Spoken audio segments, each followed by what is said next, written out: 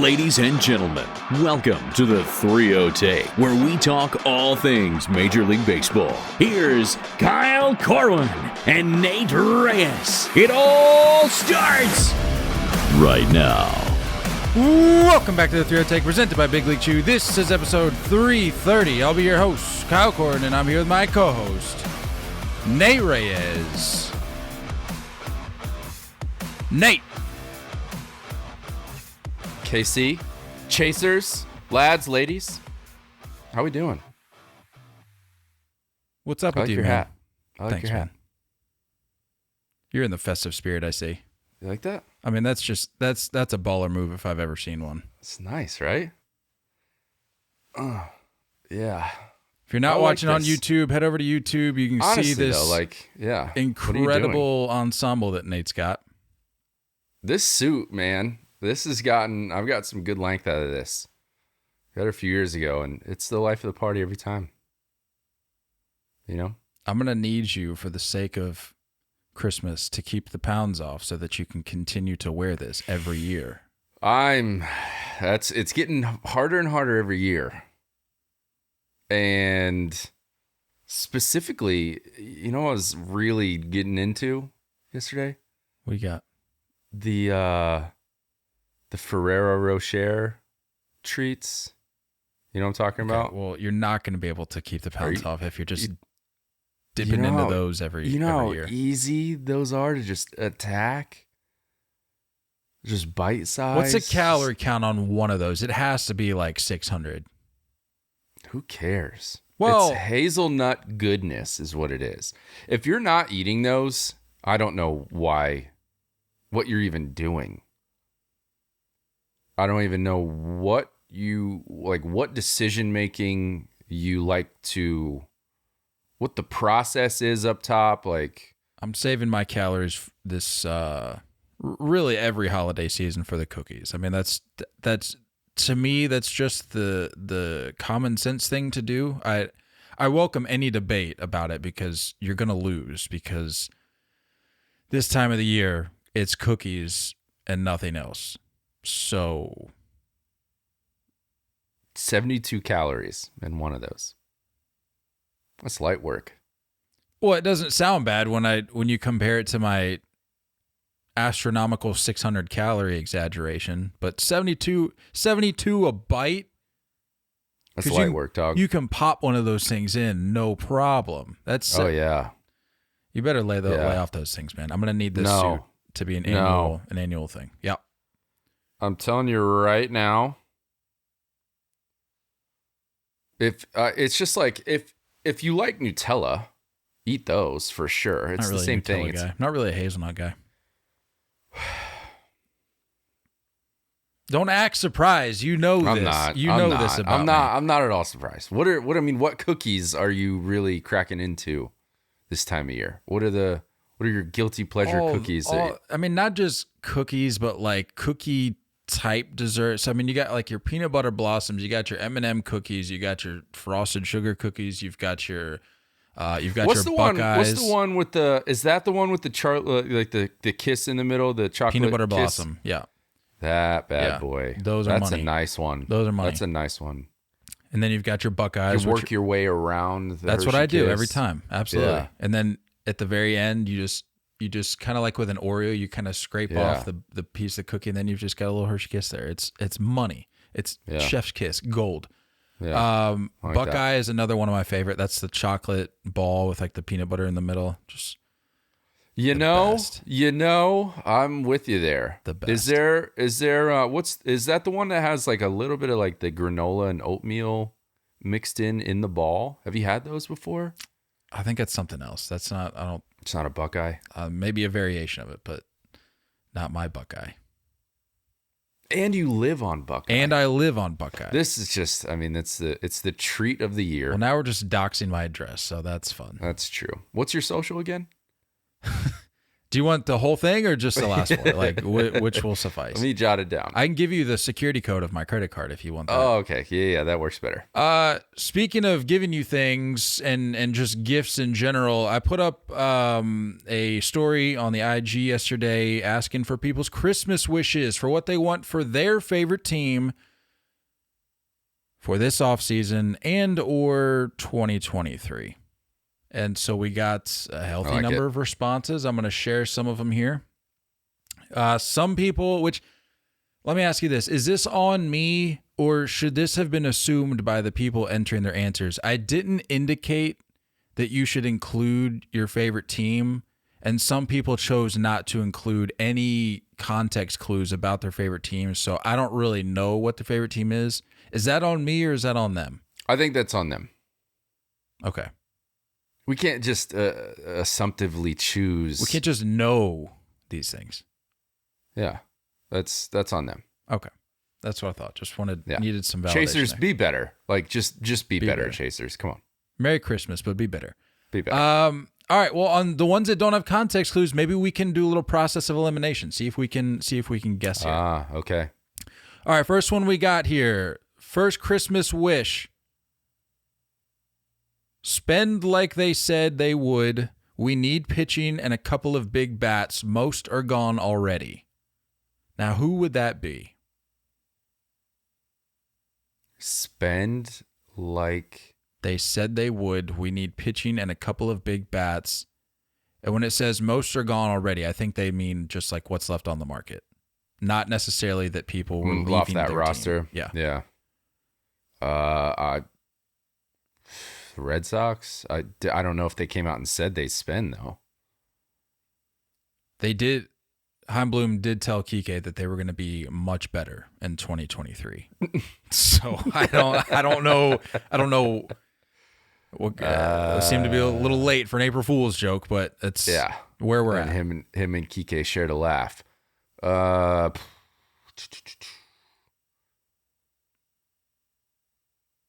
don't know. I can't really. I guess the Dodgers, maybe. I mean, they said they spend every year. I mean, the Yankees have spent. Mm-hmm. So I don't think it can be the Yankees. I don't know. That seems like a pretty general, like, I feel like most people could get on board with that wish. We need pitching and a couple of big bats. Like, I feel like that's kind of an all-inclusive deal there. Cardinals.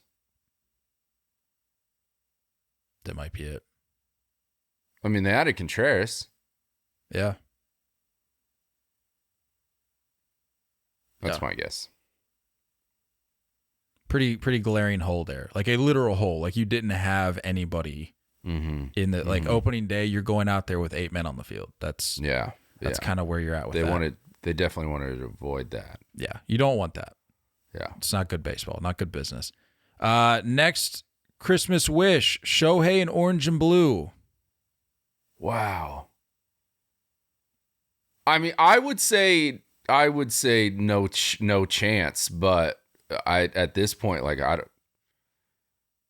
Steve Cohen does what he wants. I'm a headline reader at times, so I admit I didn't read the full article, but there was something today where I saw that Steve Cohen apparently said that the quote, the promise that he made to fans doesn't, or the ability to keep the promises he made to fans doesn't scare him or something like that. So I would imagine that has something to do with the amount of money he's willing to spend, which we already know he's more than willing to spend the money, but it's at a certain point, it's like, okay, well, how much is enough? Yeah. And I would venture to say that probably doesn't include Shohei, but that's Uncle Stevie for you. You never know what little tricks he's going to pull out of the bag. I like the orange and blue addition to that overall statement. Context clues. Yeah, that's all it takes. You know, you think about it a little bit, you know what team he's talking about there. Pretty simple. At least you should. O's get a number 1 or number 2 starting pitcher by trade since they won't spend any money. Also sell the team. Now I can get on board with that. I've been preaching the praises of the Orioles for the last 6 months. They've been disappointing lately. Like, what are they doing? They're not spending any money. They missed out on. They should have listened to me. I said trade to the O's. Missed out big on that, and they've gotten nothing of note. So at least get a pitcher. You've got young pieces that you can ship off. You need to go get a guy. You need to go get a stopper. They needed to get after some of these arms for sure. Just a couple. Their starting pitching is definitely an issue. It's just disappointing that they've spent literally $0. Is it actually 0? Are we sure about that? I think it was like 8 million, something like that. Did you see that chart that came out like last week about teams that have spent this offseason? Just trying to think of who it would have been. There was a team that spent $0, and then there was, I think, the Orioles at like 4 million, 8 million, something ridiculous. Wasn't it? If that. Was it the A's that had spent no money at that point when the chart was made? I think the Twins were in that mix too. There were like some surprising teams that just hadn't spent any money. Yeah. I think these top heavy. This league is pretty top heavy, and a lot of these teams have been picking up the slack in terms of the spending. It's just odd for the Orioles to have like that type of end to their season and not want to build on that. Not capitalize immediately. Like, you should want to capitalize immediately if you're the Orioles and the season ended the way it did. And you've done nothing. One move, 2 moves, and it would have got the fan base on board. It would have built the hype up. I did see that Chris Davis's money, his deferred money, is now about to hit with his contract. So I think that's what, like 20, 25 a year, something like that going in. Too much. For the next 30 years, whatever they chose. Too much. Yeah. I see here it's I'm cheating a little bit. Eric said Navy on our uniforms. Eric's an Angels guy, so he wants a little bit of Navy sprinkled in there. I agree. Like the Angels scheme is a little too dull for me. Like we need to mix it up a little bit, you know? And nothing about the Angels is no. It's good. Not at all. And immediately my mind goes back to like the what era was that? Was that like the 90s with the navy blue? Like, you remember they had the pinstripes with the navy blue sleeves and yeah, like Jim Edmonds days. Yeah, like that was like Tim Salmon and Troy Gloss. Yeah, because they were both. They were there for the crossover. Because I remember Troy Gloss being in the red, but. Yeah. Sprinkle some blue in there. The gray pinstripes that were like the sleeveless ones, right? Like the vests. Yeah, sleeveless, blue sleeves. Yep.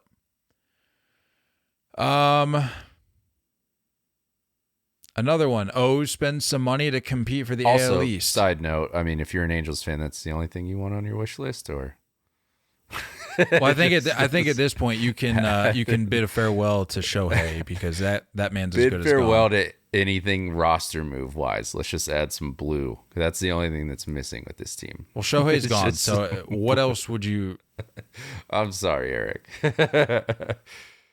Hey, I just want blue. We're good. He's like I'm set. He's like the kid that doesn't ask for anything. He's like, you know what? Like, I don't need a brand new Xbox. I don't need a brand new car. Just give me like a little blue.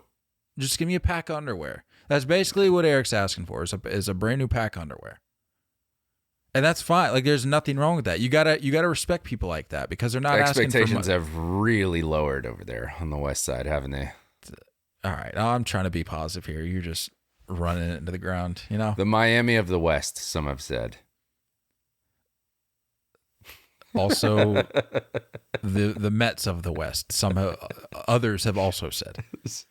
I wish for the Yankees to trade Gleyber Torres. What was the? Wait, do we get the A's Bro, one? stop. You got the A's one that I interrupted last one. No, it was just another O's. It said, spend some money to compete for the AL East. Oh, O's. I thought I heard. So A's. a lot of O's and money wishes. Yeah. I wish for the Yankees to trade Gleyber Torres for a left fielder. I mean, I guess I in my mind, before the Rodon signing, I kind of said that Gleyber would have to be incorporated with it for a move for another starting pitcher, but the rotation's pretty much done. I don't know what left fielder they'd really go after. Can you think of anybody? Yankees don't mind little domestic issues, do they? They don't mind a domestic issue from time to time. So maybe go get like Ozuna. I kind of wish they got Benny. I really did. But I keep hearing some stuff on Max Kepler, which I wouldn't hate. That'd be a budgetary move right there. No need to trade Gleyber. I'm on board with the trade of Gleyber at some point, though. Speaking of outfielders, I saw a post about Brian Reynolds again, and believe it or not, there was people in the comments defending the Pirates for their egregious ask. And I'm like, you guys just... Nobody that lives in Pittsburgh. Nobody looks at his numbers, apparently. Like, that's all you really got to do. That's kind of where the conversation stops for me. But anyway, I digress. Cheating again, Ralph. I know this. He said, I know this post. He says, "Don't suck somehow." Talking about the Red Sox. 100%. That's really all we wish for. You want to talk about expectations plummeting? Like, just don't suck if you're the Red Sox. Man. Build a bullpen. Another name I know. We're talking Blue Jays here. Teoscar move brought in a couple arms, right? Didn't that get Sewald and one other arm? I agree, though. Was there a second one? I don't know. I can't keep it straight. They do need some help back there. That Jordan Romano guy, though, that guy's filthy. Yeah. But the reality of it is anything you do in that division, you're going to need to double down on your efforts with any aspect of your team, just because of the division that you play in. Other divisions, it's a known fact. You can get away with a lackluster this or a lackluster that. But when you're in the American League East, you have to have everything buttoned down, or else you are going to struggle mightily. Yeah. That's just the reality of it. Rays to sign Belt or Longo. Bring Longoria back. I don't know where he'd play. What's he going to be? Your DH? First baseman? No. None of it. I wouldn't want to go back there if I was Evan Longoria. Plus, Yandy Diaz is kind of a dude. He has his moments, for sure. Yeah. Dude swings it. Who's the other name they said? Belt. Brandon Belt, I could see. I think there's still some juice in that guy. I mean, but couldn't you kind of just say that they're one and the same there? Like if you're gonna bring one back, you could bring the other back in terms of just kind of plug and play there. I don't know. Can Evan Longoria play first base? I'm sure he could. He played third. That seems to be a common transition for a lot of guys. I think he's athletic enough. They got rid of G-Man Choi. Wonder what that was about.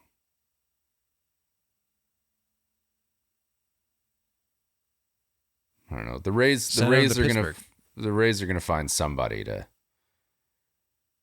They always find somebody. Yeah, they're gonna find people. He'll be an MVP candidate, and then they'll come within 2 games of winning the World Series. That's just what the Rays do. 100%. My wish is that the team gets sold. In parentheses, I'm a Reds fan. Preach. It's a big ask for Christmas. Put a space. He said, in parentheses, Reds fan. All you really got to do, put a space between red and the S, and then add an OX at the end, and I'm right there with you. Sell the team. I think there's a lot of teams that can be added to that list. Unreal. Yankees trading Aaron Hicks and Josh Donaldson. Did I write that? I don't know. You may have, I feel like it could have been me. That's my wish list. 100%. Please. Did I write that? Please get rid of those two. For the love of God, Atlanta signed Conforto and punt Rosario and Ozuna to the moon. I think the time has come to an end for Eddie Rosario. I think it was a nice moment that he provided in 2021. I think that's about done. Ozuna, I don't even know anymore. No comment. I have no idea. Yeah. No comment. Like, guys, it's all a mess.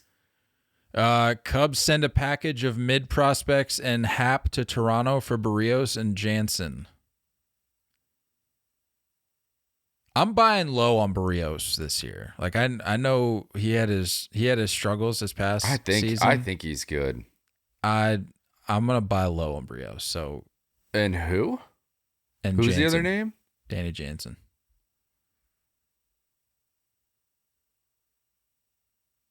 I mean, you really could buy low for you could put a package together. Yeah, but Barrios did sign that extension as soon as the Blue Jays traded for him. They extended him right away. It's a big contract. Yeah, but we've seen contracts traded before. Money just apparently isn't real anymore. So I don't think the Blue Jays are in a position to deplete that rotation anymore with the hope of a prospect being able to fill that gap. That's true. They just saw Ross Stripling walk out the door, so yeah, Barrios went 7 years, 131. Yeah, that's not even you could trade that's a light contract, I agree. You could trade that for sure. Moving along here, wish is to stay in Oakland. I don't know if Santa's gonna be able to follow through on that one. I think Santa's putting the Coliseum on his sleigh and taking it to Vegas. Santa only goes over Oakland quickly. Let's just say that. Yeah, Santa. Santa just looks out over the edge, just takes a peek down at Oakland and says, "Come on, boys, let's keep moving."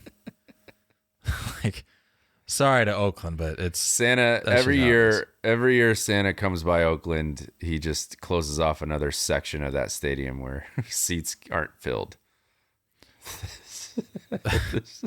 The lower bowl is the only place that people buy seats, man. No one is sitting anywhere else. And even then, it looks like a checkerboard with people, it's just like sad. pockets of people scattered throughout.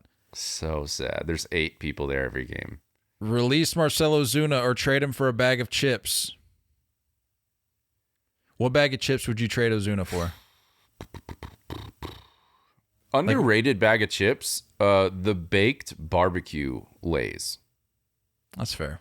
Those are really good. I thought you were going the Poppables route. You're a big proponent of the Poppables. Huge Poppables guy. But that's for like the jalapeno one, which is hard to find nowadays. It is. A lot of salt and vinegar. That ain't the move, though. Not the move. Need a utility guy and the catcher for the Astros. Mookie or Mike Trout will work. Do they catch? They could make it happen, I think. I think they could. They did bring back Brantley, didn't they? Yeah, they brought back Brantley. This may have been submitted prior to that news, because didn't that break yesterday?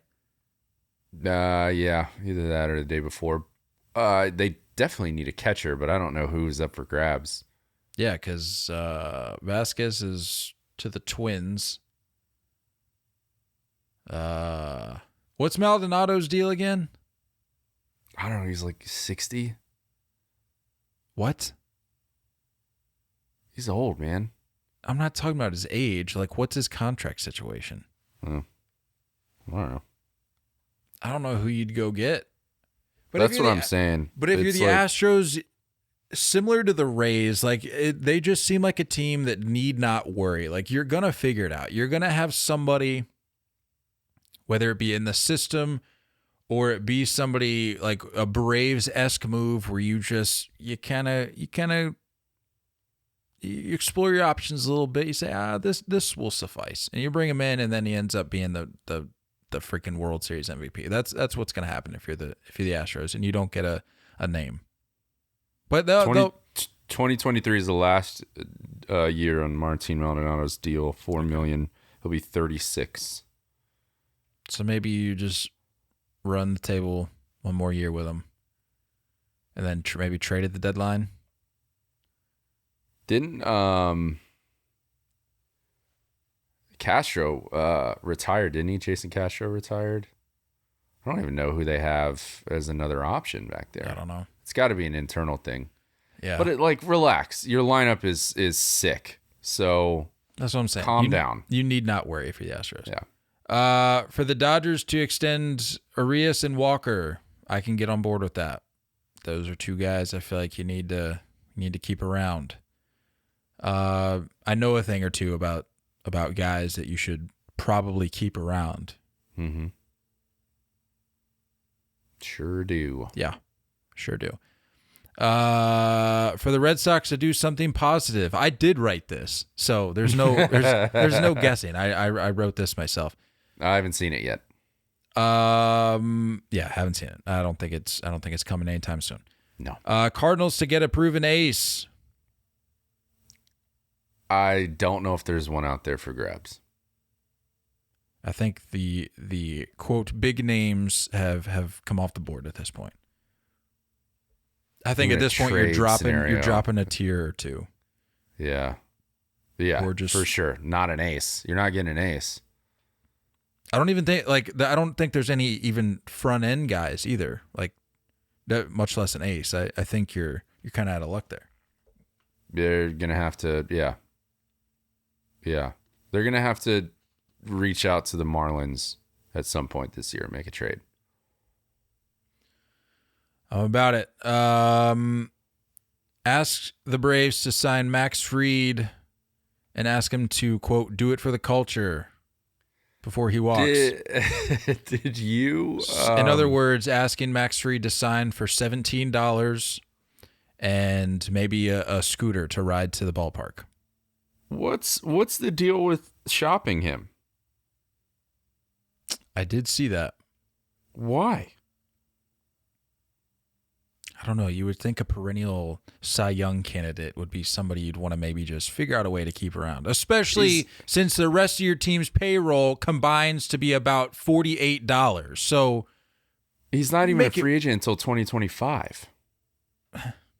That's my point. Just do what you got to do. Keep him around. Like, do the same. What reason do you have for not just doing with him what you've done with everybody else on that team? It makes no sense to me. Like, don't start playing poor with Max Fried, of all people, on your team.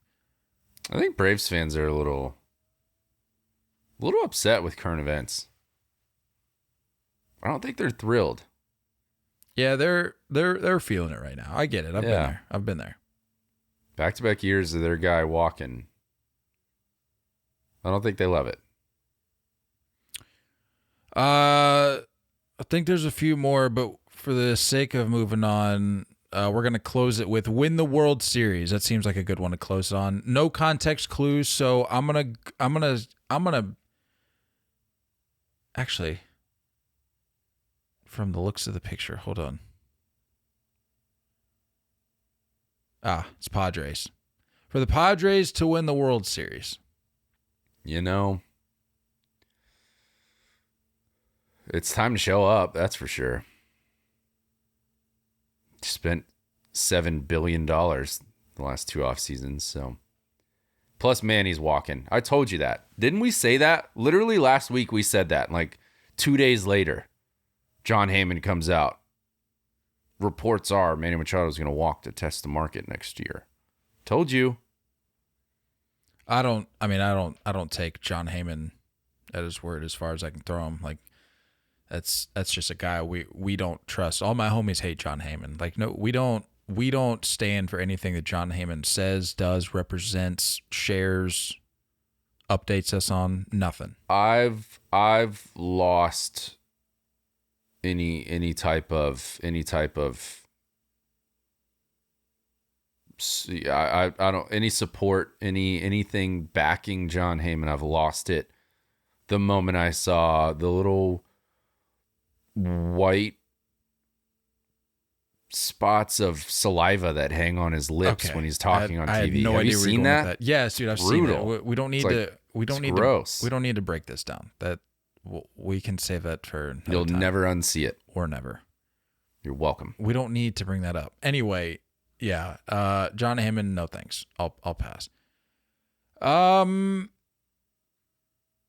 Christmas wishes in the books. We'll see what happens. We'll see what transactions transpire over the course of the next couple months. I will say I am happy.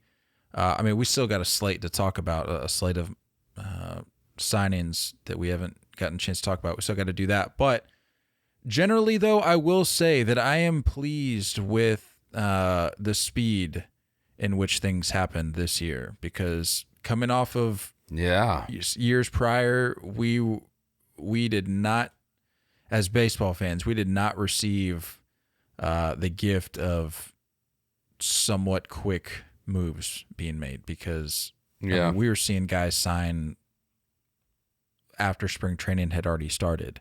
Yeah. So to see a lot of these big names, the majority, if not all of the big names that were on people's boards, to see all those off and at their future destinations or with their future clubs, it was good to see. I was happy about that. Yeah, all the big names are off the table. Now it's trade time. Now it's time for GMs to cook up trades. You got a couple months to fill in these gaps, do what you need to do. So it's going to slow down on news for a while, but I'm thinking there's going to be some trades that spark it back up.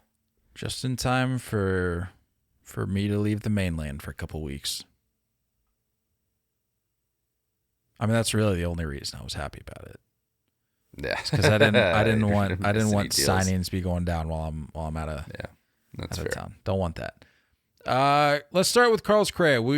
This happened, I'm pretty sure, was it later that day or the next? I think it was the next day after we recorded last week. Shortly thereafter, nonetheless. 13-year deal, $350 million deal with the Giants, full no trade clause, and no opt-outs. So this is your guy. Just another example as to who Carlos Correa is. That guy's there for bags only. He's there for the bag, but I can at least respect this move a little more than I can the Twins. The Twins... Yes. That never fooled anybody. It never fooled anybody. And one of these days, I'm just going to go back and read the transcripts of all of his interviews that he did when he was introduced there, because I bet you there was not one mention. I want to be here the rest of my life. Yeah. There was not one mention. I'm excited to be a part of this organization, the rich history. Shut up, Carlos. Yeah. Shut up. Yeah. Richest ever for the position of shortstop. Cool. I'm glad he's not a Dodger. I'm glad he's not a Yankee. I'm sure you're glad he's not a Red Sox. I'm over the moon. It's just cool. Feel waste away in San Francisco. I think. Hey, I was looking at their roster construction a little bit more in depth this morning. Let's not be so quick to throw shade at the Giants, because I think they're going to be a little better than we've been giving them credit for now that they've made a few moves to plug in some things. I'm not saying they're going to go out and win the division, but I also don't think they're going to be a sub 500 team.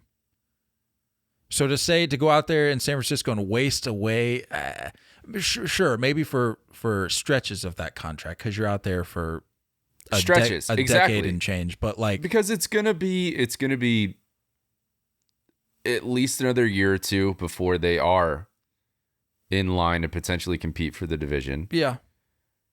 At that point where, I don't even know how old he is. What, 27? 28, I believe. Pretty sure. Yeah, 28. 28, yep. Just turned 28 in September. All right, so put him at 30 by the time your team is done enough to add to the roster to be in a position to win. So your window is probably 3-4 years. Then he's 34. And then your window is just a lot of money going out to one guy. I've been trying because I knew he was going to get a long-term contract because that's the only thing he wanted. He wanted the bag and he wanted that security. So this whole time that he's been on the board, I was trying to picture in my mind what his career would look like on the back end. Like, what's a comp for a guy like this?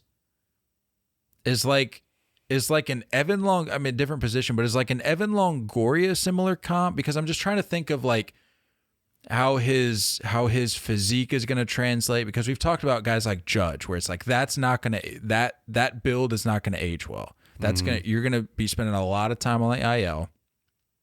Well, he's just going to be a full-time DH by the time Stan comes off the books. I think that's sure. But for a guy like Correa, he's athletic. He's a phenomenal defender. Can get to this or that.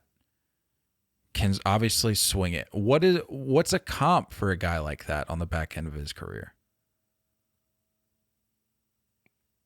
I don't know if you're going to like it, but Cal? Yeah, but Cal, I feel like, was more of a... He's not going to... He doesn't have Correa's pop. Like, Correa's going to give you that... He's gonna give you those power numbers, and I don't know if that would decline at the same rate. Slide over to third base, put on 30 pounds, just hit dingers. Which brings me back to my Longoria comp. Like, Longoria was that dude when he was in St. Petersburg.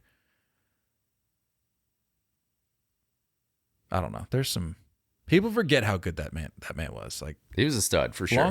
Longo could ball. I don't know, man. I mean, it's not like he's a big dude. Playing. He's like, isn't he like he's like 6'? He's 6'4", I think. 6'3", 6'4". Yeah,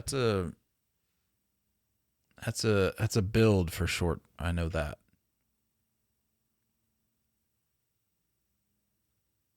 $6'4". Yeah.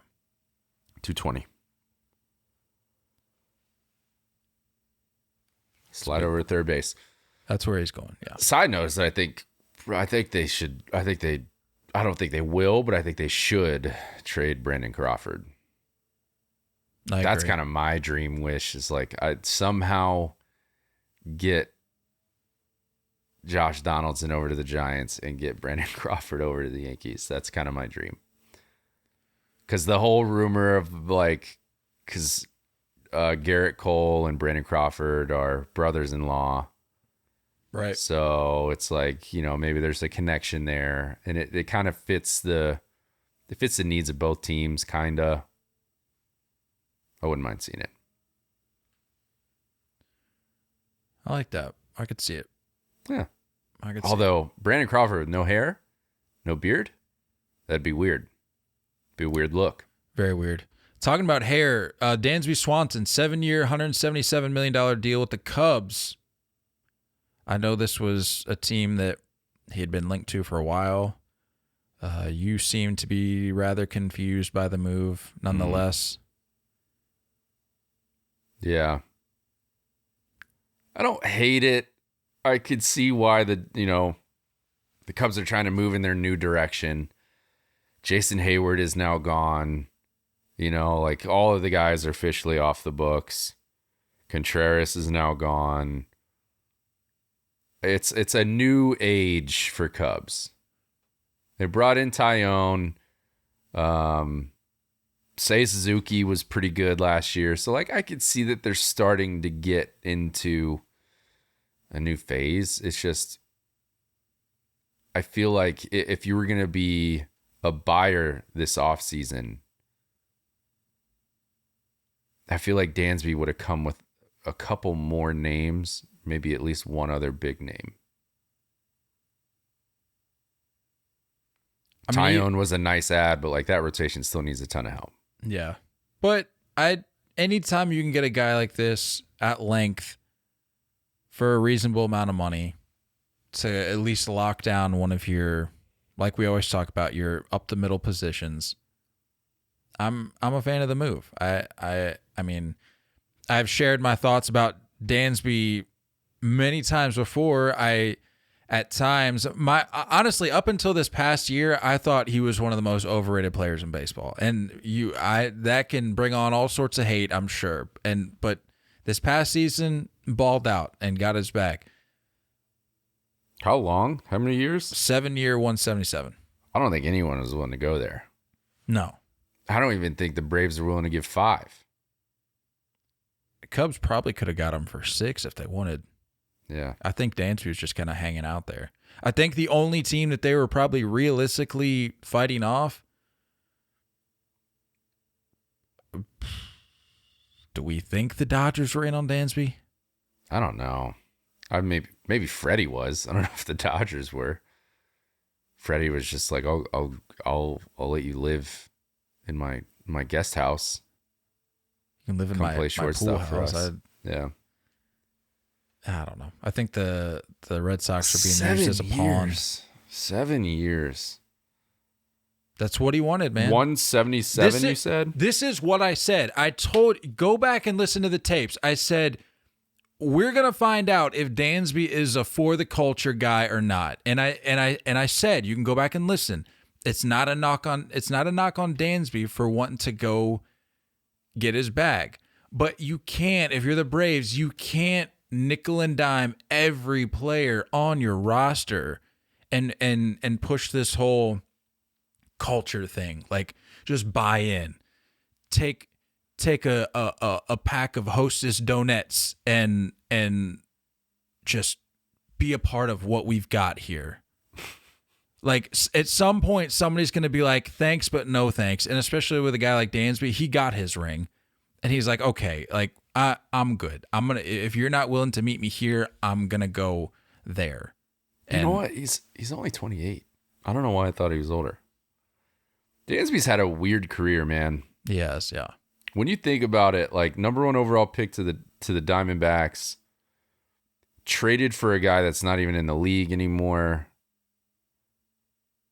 kind of fights his way through proving people wrong, plays every day.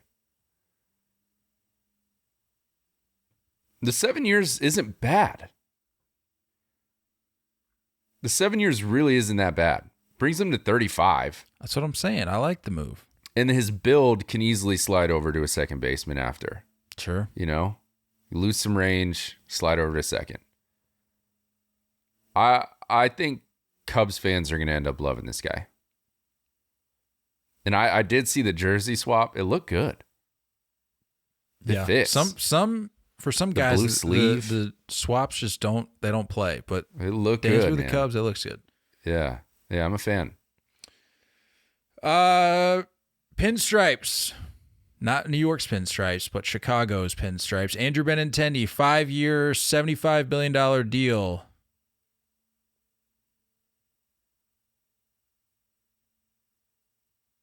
What was this for? What was this to do? Was this to make Eloy a full-time DH?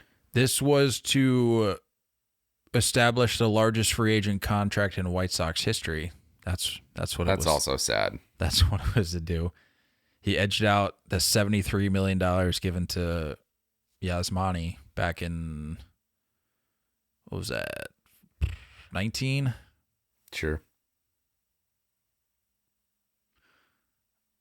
Look, I think it was last episode, this podcast is just going to evolve into a therapy session for me, a Red Sox fan.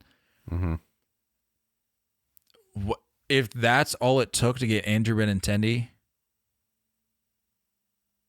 why are we spending $105 million on Masataka Yoshida? The same guy. It's the same guy, and he's already played here, and he's succeeded in this market. That's all it took. Let me ask you something, because like you're going to know him better than I am. Do you see like a mental toughness issue with being in the spotlight? Do you think there's anything there, like a mental block for him? No, I don't know the guy, but for me, watching Benintendi, he seems to be a guy that even if he is in a bigger market, he has to be surrounded by people that are going to be able to support him. I mean, most guys need that. Like you're going to need, you're out there every single day for however many months. You're going to need a system to kind of be able to pull you up a little bit. And with his crew that he had in Boston, he was there with, he had JD, he had Mookie, he had JBJ, guys like that. When things got going a little tough, they helped him up a little bit. But it really just depends on if he has that. Like if he's in the spotlight, like you said, I think he needs a system like that. Otherwise, he's going to feel like he's out on an island. And I think that's when you start to see him slip up a little bit.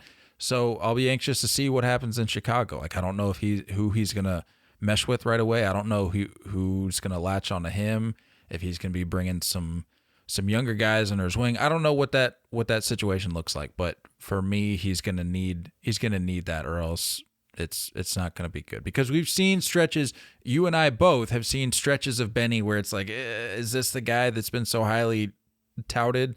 Right. Around the league, well, but he also has his moments where he's like, okay, this guy is legit. See, that's why I asked about the spotlight issue, because like he was horrendous for the few weeks that he was able to play for the Yankees, and then he got hurt, and it's going to go down as the long list of forgotten random people in pinstripes. But it's just like he obviously hit a wall in Boston. Had to go fight to get his name back and get his credibility back and kind of find his way back to his game in Kansas City. Maybe I don't, and I know that Chicago is a bigger market than Kansas City. But at the same time, when you're looking at like between spotlight of who's going to be looked at the most, the White Sox overall are pretty forgotten about. When you're in the home stretch of the season and you're worried about other teams, there's not a whole lot of nationally televised Chicago White Sox games. You know what I mean? And it seems like it's the smarter fit for him. And I wonder if he likes being the under the radar, don't want to talk to people every day, don't feel like being in a big market kind of guy. Again, my answer to your question was in the scenario of him being in a big market. We already know what he did in Kansas City, and the numbers are there. So, like I said, we'll see what happens in Chicago. But again, for me, if you're a team like the Red Sox who needed an outfielder, a guy who played for you, won a World Series with you. You guys need a center fielder. We don't need a center fielder. We need a corner outfielder. Is Kike playing? Is he playing center field for you? Yeah, Kike is going to be our center fielder, which I'm fine with. I would have just preferred Benny over a guy that's never played a minute of Major League Baseball for less, mind you. Like we're not paying. It's not like we're paying a premium to get him back. Mm-hmm. You're paying. That's what I'm saying. I don't think he wanted to be back. You're paying $30 million more. I have a feeling the offer is out there. I don't think he wanted to be back. I think his East Coast chapter is done for him. I don't think the offer was ever made because, like we said, like we talked about, if that's what you're going to do with Xander, I don't think you're gonna overextend yourself to get a guy like Benny. That's just me. Moving along here, Carlos Rodon, 6-year, $162 million deal with the Yankees. Speaking of the East Coast. 30 years old, gets his bag. How do you feel about it? A little bit of an overpay, I think. Initially, that's kind of my first reaction. A little bit of an overpay. I love that it was another loss, another L for the Giants. I I don't know what's up with the Giants slander this episode. Just seemingly from the clouds. I don't understand. I like that it was like, well, there's a lot brewing between the Yankees and the Giants. I think there's some bitterness that's brewing. And the whole like Aaron Judge stuff, the fact that the Yankees opened the season with the Giants in New York, them not getting Judge, them wanting Rodon, them not getting Rodon. Sure. You know, but like if you're Giants fans, you can't be bitter towards the you can hate the Yankees because of the Yankees, but like it's not like they pulled any shady business. Judge just wanted to go back to where he had played. Like you put out a legitimate offer to get Aaron Judge, and it really just came down to his preference. So like, I get what you're saying, but I also don't like, if I'm a Giants fan, I'm not going to be like, oh, I hate the Yankees now because he took our guy. It's like, no, they got their guy back. We'll have to ask Giants fans. And you can't be upset with your front office and your ownership because they put out a very legitimate offer. Yeah. Yeah, no, as far as Rodon goes though, I've read a lot of reports of like scouts continue to say that it's one of the best sliders in baseball. I think he fits really well. He slides into probably the 2 spot right now. As the years go by, I'm sure he kind of slides down the rotation a little bit, but he seems to me like a guy that is capable of reinventing himself as velocity starts to come down. I think he's a guy that is willing to learn other stuff, and I think that as long as that slider stays where it is, I like it. It's a good ad. He wanted to be a Yankee. The Yankees wanted him. It's perfect. It's just a little bit of an overpay, but I'm cool with it. But it's not my money. Money's not real. We talked about this, though. We knew this was coming because if a team wanted him, they were gonna have to give him a somewhat lengthy contract. And they're probably going to have to overpay because he's given you back-to-back years of fair health. And I think that's why he went and bet on himself, and it paid off. And the Yankees, credit to them, were willing to open up the checkbook and go out and get their guy. So, yeah, it's not even like he's been horrible. You know what I mean? Like, even with the injuries, he's still a career 3.6 ERA. 31 starts last year, 24 the year before. I was watching He posted a 2.88 last year. Like that's very good. That's solid. I was watching a video saying that they pulled the Giants stats in those 31 starts. They were basically like 15 and 16 or whatever as a team, and they were saying like, you know, Rodon's going to be, you know, you're going to win half the games he goes out. It's a different situation. You know what I mean? It's a different situation. It's a better lineup in New York. I think there's more wins that are going to be coming his way. I think he's going to be a really good fit. I'm curious to see if he rocks the mustache. If he joins in on the mustache. Oh, he'll have to. Stash. I think it's going to be clean. I like it though. And I'm really happy that the Yankees are like they're making moves that, for the last few years, it's been the offseason of like, we hope this happens. And it doesn't happen. And now it does. Hey, all the credit in the world to the Yankees, man. Like I'll say it. I'll be the first to say it. Like they're spending. They're spending. And at this point in the year, in the offseason, that's what you do. You're not playing games. You're not preparing for the season. You are there to spend money. Yeah. We'll worry about the games once it starts getting a little warmer out. But for now, you spend money, and that's what they're doing. Talk to me about their rotation, though. I'd rather not, but I guess we can. That's a strong rotation. They got Garrett Cole. I think Rodon will slot into the 2, which puts Nestor Cortez in your 3 spot there. You got Severino, Frankie Montas, and I think you got a couple other back-end options to plug in. There's some youth in there that can, you know, step in for spot starts, but like if Frankie Montas is your 5, that makes me feel a lot better about last year's transaction to get him. Because he wasn't good last year after coming over. There's a theory that there's some injury stuff that was happening, but either way, he wasn't good. So I wasn't thrilled because they missed out on some A's arms in general. Who was the other arm that was there? Who am I forgetting? Are we talking starters here? Yeah. Were they in on Manaea? I don't think they were in on Manaea. Maybe it was Bassett. Maybe they were in on Bassett. Were they in on Bassett? I don't remember them being linked. And they didn't get him. Deals were made. Deals were being had.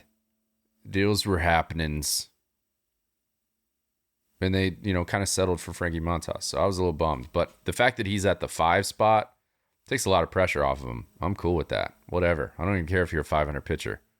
At 5, that's fine. Yeah, rotation's looking pretty good. What's not looking good is the Red Sox going to sign Justin Turner for a 2-year, $22 million deal. Just seemingly days after you let JD Martinez walk out the door for a lesser AAV and letting him go to the Dodgers. So I'm so lost. I'm so lost. The biggest thing with people supporting this move, well, he can play the field. Well, where's he going to play? Yeah, Devers is playing third base every day.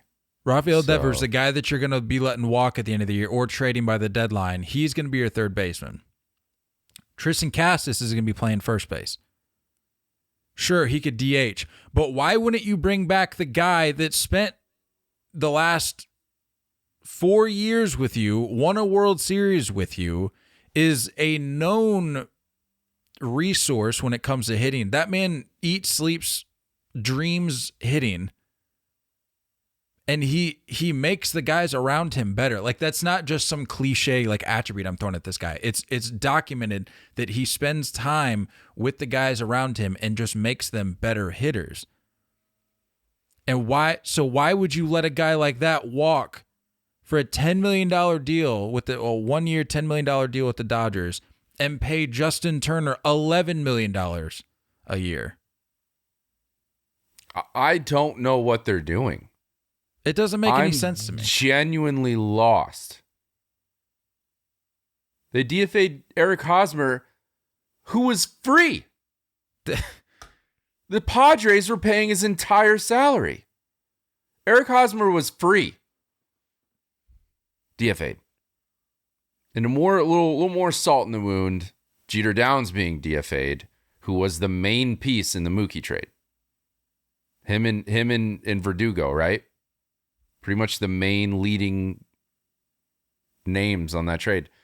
This is I've never seen this type of mismanagement from the Red Sox before.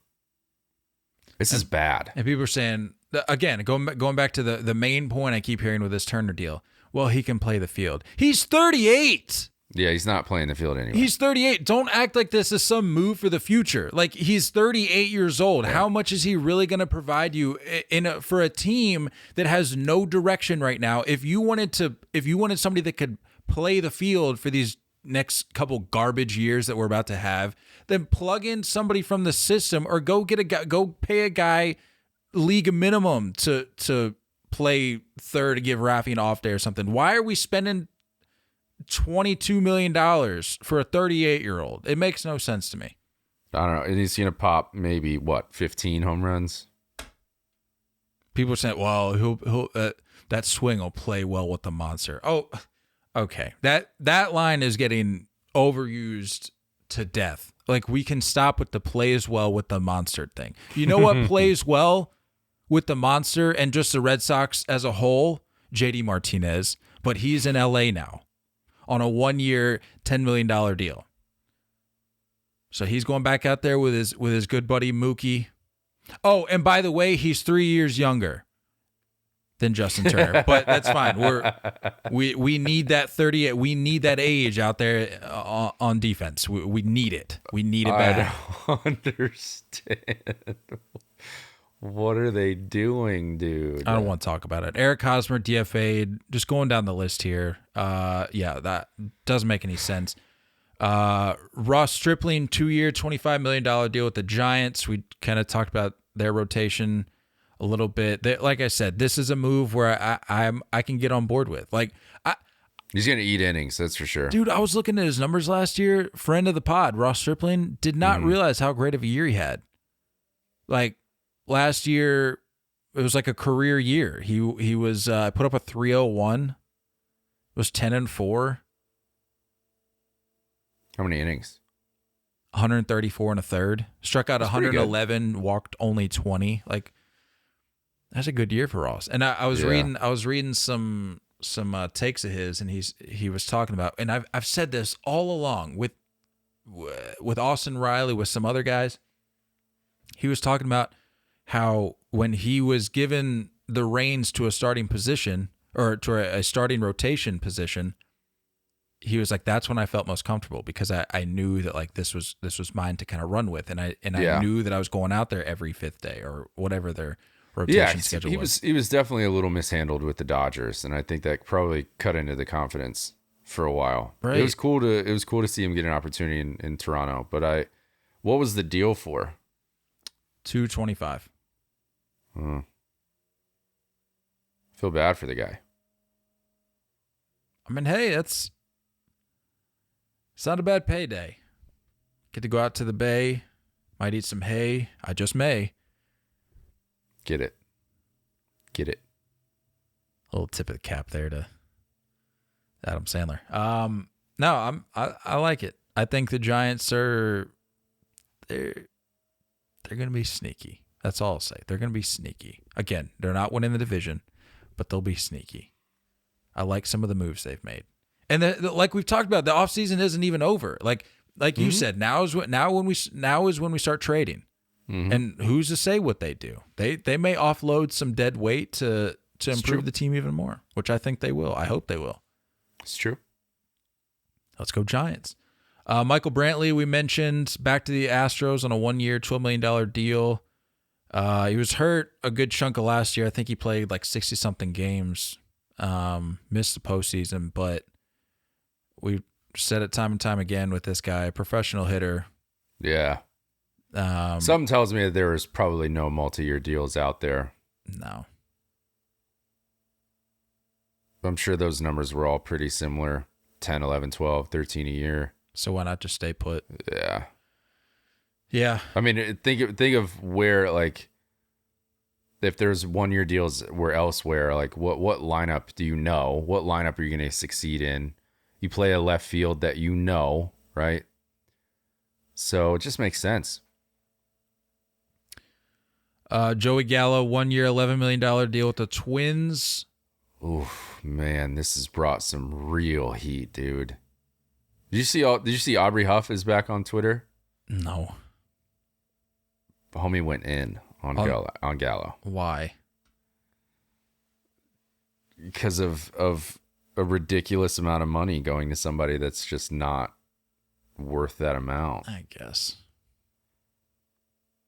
I'm assuming you're pulling up these tweets. I'm gonna try. Let's keep it clean if you do decide to run through them, please. It's definitely some typos. Well, I'm sure.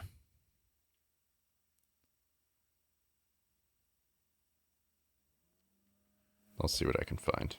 While Nate pulls that up, founded by former left-handed pitcher Rob Nelson, Big League Chew started from humble beginnings in the Portland Mavericks bullpen in 1977. For more than 40 years, the iconic pouches packed with shredded, flavorful bubblegum has become the #1 shredded gum of athletes everywhere.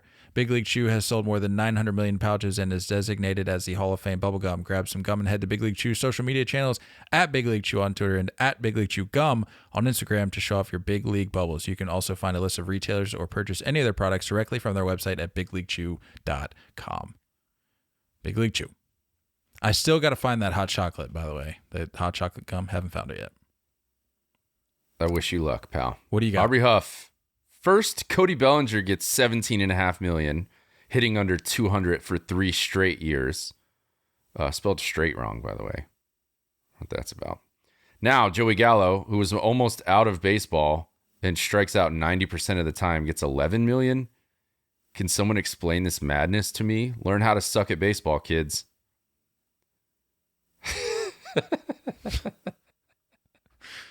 I mean, I get what he's saying, and if I'm a team, I'm not paying Joey Gallo $11 million. But let's also not act like $11 million is something to flip out about. Especially for 1 year. Like if this was a multi-year deal at 11, okay, like that's when I draw the line. But 1 year, 11 mil for a team that again is semi-directionless right now. This doesn't move the needle for me whatsoever. Where'd he go again? I don't even remember. Minnesota? The Twins, yes. Yeah. My point exactly. Like it's just that it's a forgettable move. We won't even remember years down the road that Joey Gallo even played for the Twins. So yeah, that's just the kind of move this is. Either that or you strike gold. You know what I mean? And if you strike gold, it's only for 11 mil. But in that ballpark, how much are we really striking? How much gold are we really striking? You know, it's a good question. I don't know. I don't know. He plays good D. Yeah, 11 years still a lot. And as far as like the Aubrey Huff comments go, I mean, we have already covered the fact that Cody Bellinger, rookie of the year and a former MVP. Like, yeah, there's something in there. There's something in there. And I'm kind of rooting for him. I'm not a betting guy, but if I were, I'd put a little bit of money on the fact that Cody Bellinger is going to be able to find himself again in Chicago, and then he's gonna go long term elsewhere. Yeah. Yeah.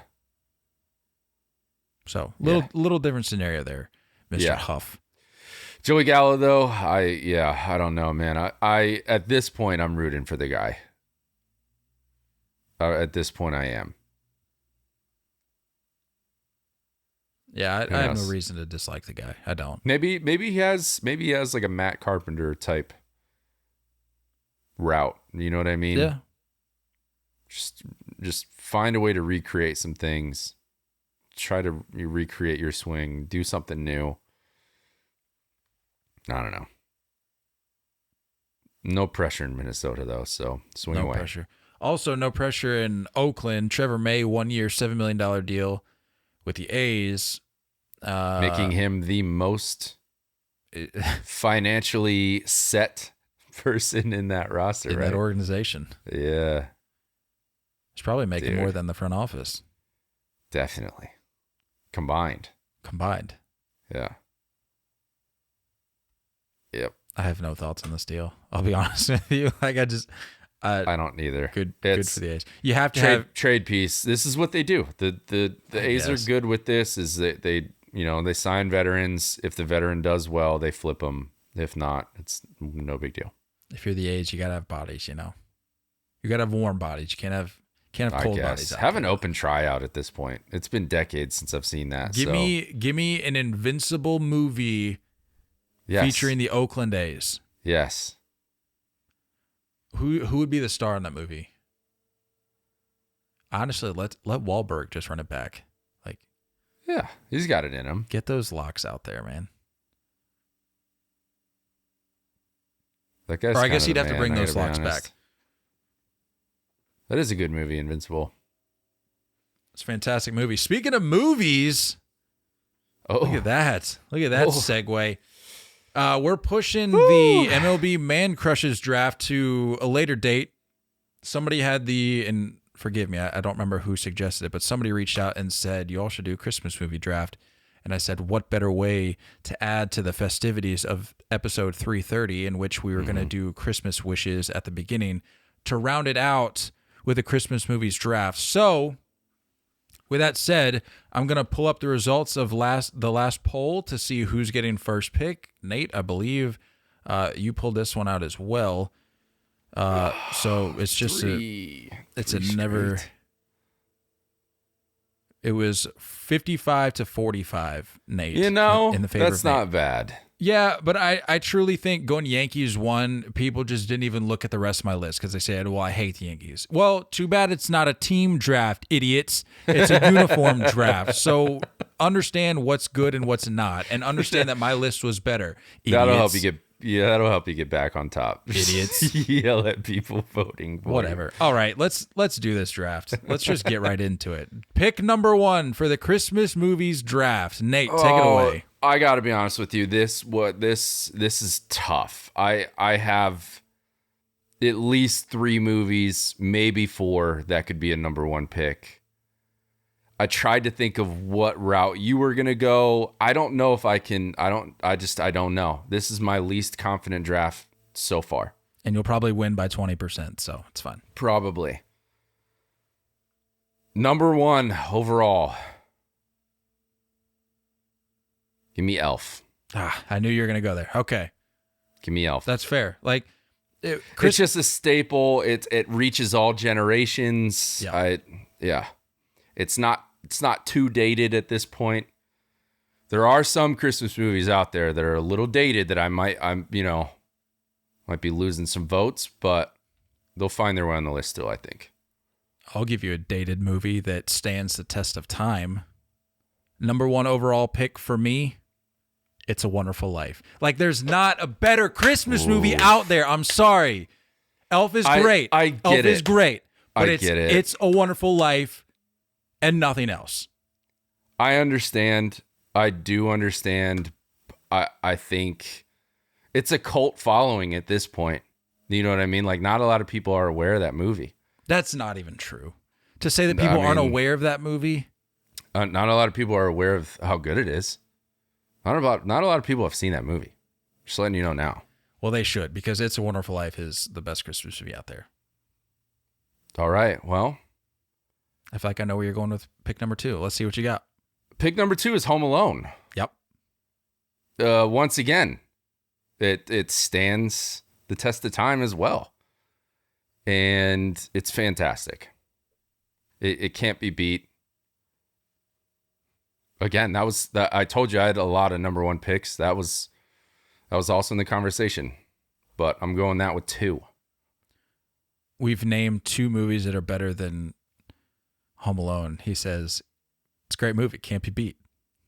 I would argue that it's right there. These are like 1A, 1B, 1C type. There's no type movies. Yeah, with Christmas movies, there's no right or wrong answers. Really, the only part you're gonna get heat on, at least you should, if you're a reasonable, rational Christmas movie fan, is just acknowledging what was not included on the list. But in terms of what makes the list and what order they're in, outside of like maybe your top picks, it's really just up for grabs. Like it really comes down to preference. That's just the reality of it. Yeah. Number 2 for me, The Year Without a Santa Claus. Like, stop motion Christmas movies that they hold a special place in my heart. That's such a quotable movie. This is going to be a landslide. Heat Miser. This is going to be an absolute landslide. Yeah. For once in my favor. No. Like, dude, you're real Christmas movie fans know that these are incredible picks, but you're just going with like the popular vote. I'm going with great Christmas movies. And I'm not saying your Christmas movies aren't great, but like I'm going with truly good Christmas movies. Go ahead and knock Year Without a Santa Claus all you want. It's going to be bad. This is going to be ugly. This could be the biggest gap. Whatever. Okay. All right. The fact that this is a 3rd pick is pretty insane. It's pretty insane. I'm spitting all over the place. That's how fired up I am about this. About this pick. How the Grinch Stole Christmas. Jim Carrey. Absolute. Jim Carrey? You're going with the Jim stud. Carrey version? Give me a break, dude. What are we talking about? What? That's a kid's movie, and you're going to opt to not choose the animated version? What is wrong with you?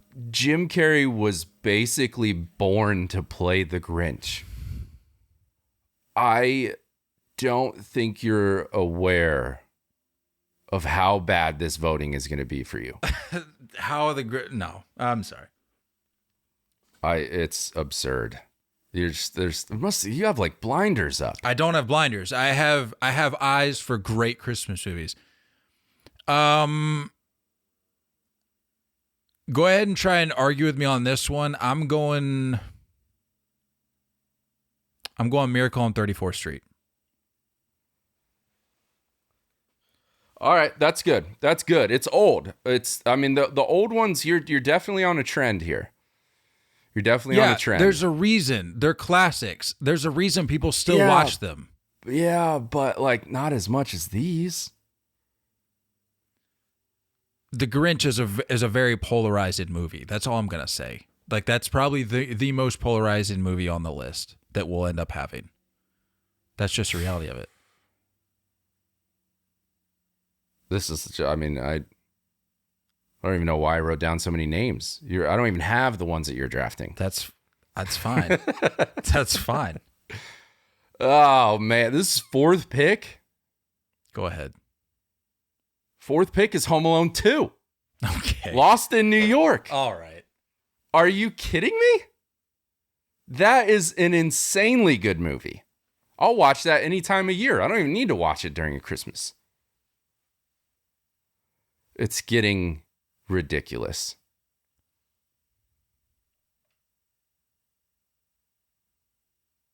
Fourth pick, I'm going to go Charlie Brown Christmas. You can't mess with Charlie Brown. That's a good pick. You can't mess with Charlie Brown. This,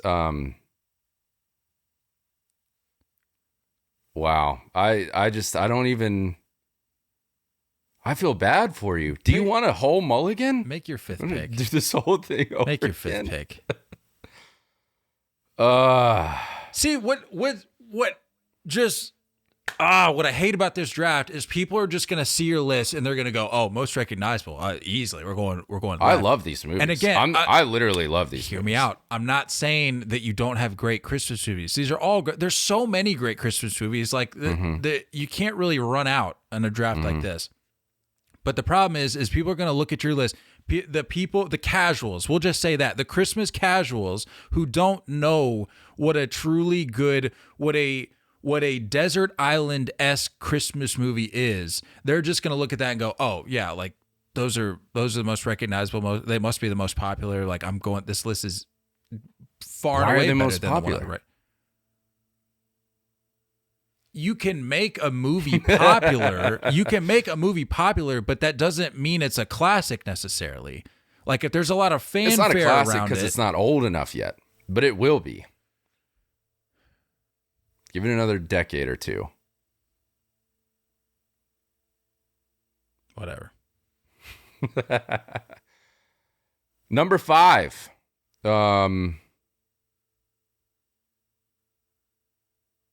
And I kind of wanted to do it, but I think I'm just going to solidify this dub even more.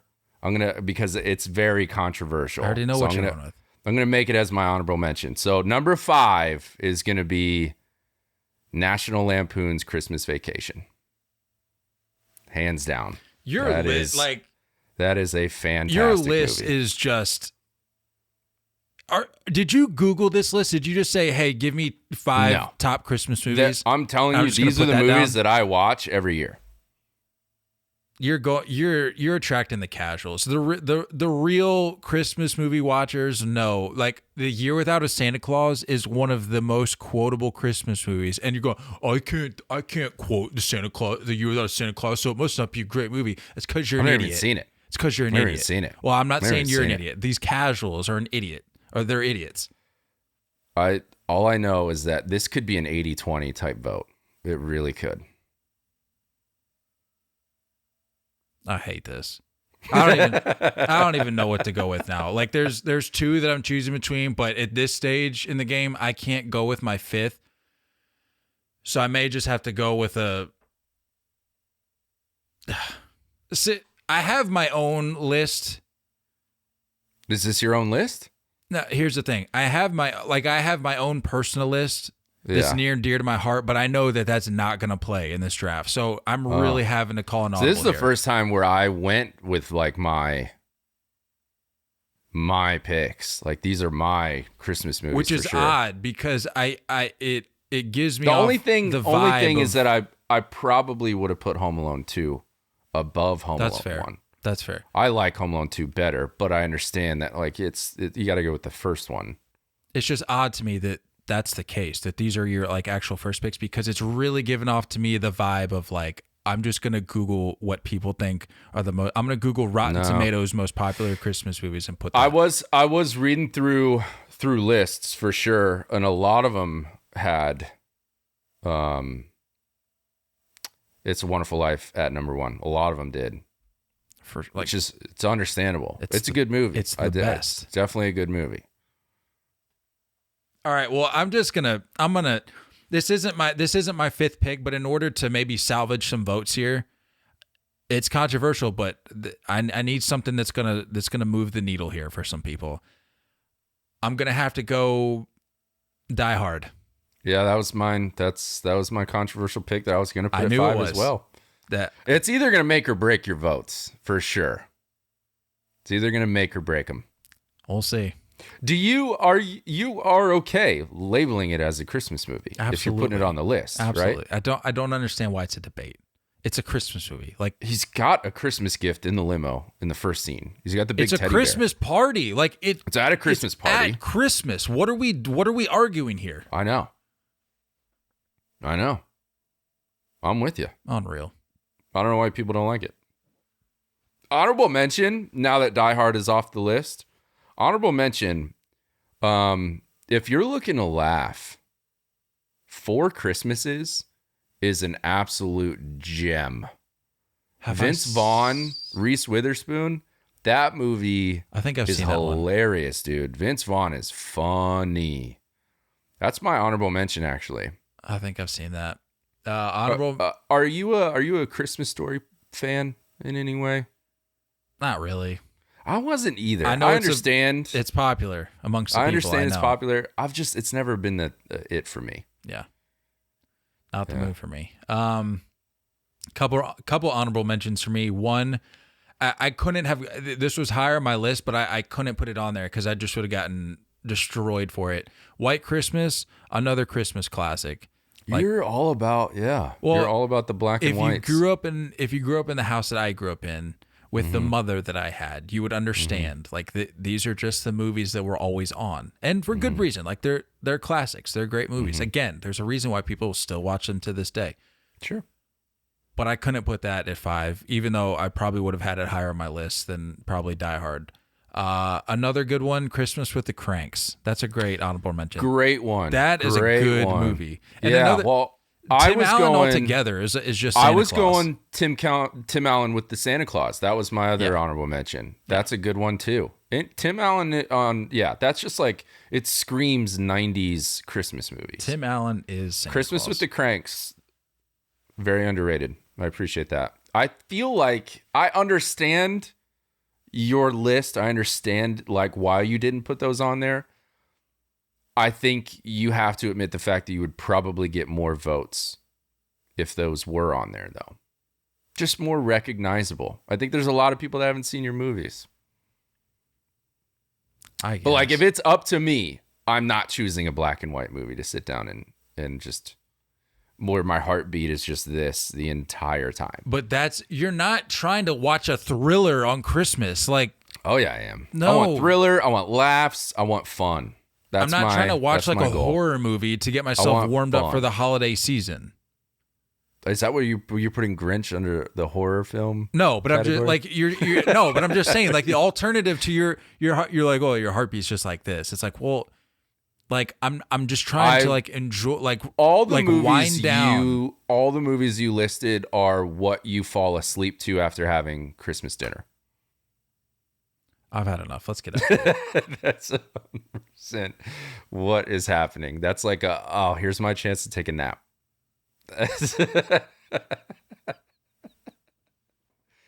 Oh man! Look, I stand firm behind It's gonna be bad. It's gonna be ugly. But I just want you to know that. Whatever. I want you to know it's gonna be ugly. I'm just never gonna get this first round pick back. It's gonna or the first overall pick, I should say. I'm never getting that back. It's gonna take some real fight out of you, and I don't think this. I one thought was I the had one. it for sure with the home whites, but again, we're dealing with idiots here. So I thought you did too. That's Honestly, I just think me. that was the one I was gonna lose it. That's just Who knows? The man crushes. You may have a bounce back. Yeah, but I what do does think that this say one's gonna be about rough. me though? If the draft that gets me back the first overall pick is judging baseball players' handsomeness, You know, what does that You say gotta- about me? You got to do what you got to do. You just got to get it done. Well, time will tell. At this point, you just got to get it done. This is going to be 4 straight now. I guess. Whatever. 4 straight dubs. Let's get out of here. All right. Have a Merry Christmas, folks. Yeah. Happy Hanukkah. Happy second day of Hanukkah. Happy everything else. We'll see you guys. Is that Kwanzaa? Is that what people say? Kwanzaa? Kwanzaa, yeah. Happy Kwanzaa. What is Kwanzaa exactly? Do you Dude, know? I don't know. I was having a conversation with somebody about that the other day. I'll be honest with you, it doesn't make much sense. So I didn't really look all that far into it. But happy whatever it is that you celebrate. Nice. Merry Christmas from Santa Claus himself. Yeah. We'll see you guys sometime next week. Sometime next week. Post Christmas. Quick story, by the way. If anyone's gifts are late from Amazon, I found out why last night. Paige her and I went with her family to drive through and see Christmas lights through neighborhoods and stuff.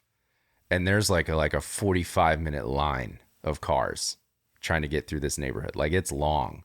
Right in the middle of it. Amazon truck. Bro, you're just enjoying Christmas lights on the clock. But imagine if someone is in that neighborhood trying to get it delivered, and you're just in line for an hour and a half. Brutal. That's brutal. Tough. That's a tough break. Tough look on You're Amazon. telling me these overall. Amazon trucks haven't developed the ability to flight yet? Like, come on. Oh man. Open all the packages you can. Love all the family that you got. And don't go chasing curveballs. We love you all, and as always, looking forward to talking more baseball with you guys soon. Until next time, stay filthy.